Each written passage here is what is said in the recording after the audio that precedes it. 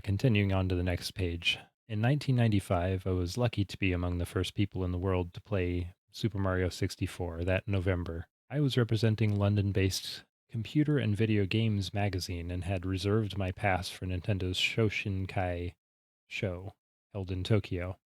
We knew that Nintendo would be revealing its new console. We suspected that this would include at least a glimpse of a new Mario. We hadn't received details for either one of them. Everything was hopes and dreams, little knowing that reality would soon exceed even those. Media reps were allowed onto the show floor early, around 8 a.m., to beat the crowds, which made the huge exhibition space feel empty. I remember how odd it seemed, strolling unobstructed to the demonstration units, where Mario's face was animated on all the TVs. It looked great, like many promos that everyone knew were never representative of any game, except it was. And as we all know now, it was soon to get so much better.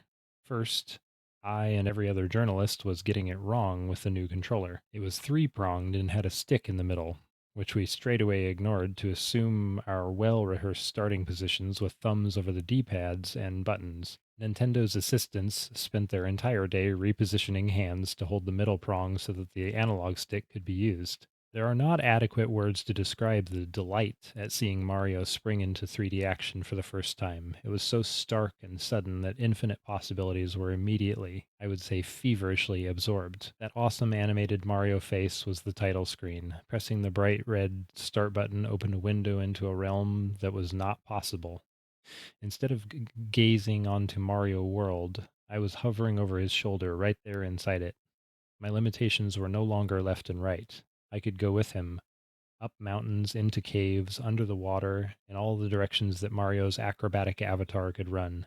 Jump, spin, swim, or club. Super Mario 64 was huge, colorful, and wonderful. Control was perfectly responsive, felt intuitive, rewarding every ounce of curiosity gushing from the core of my childhood being. I remember telling a hotel porter that I'd played the new Mario that day and had a bag full of photographs and materials to prove it, like some UFO nutter, but the truth was out there. It's a quote from Paul Davies, a game journalist.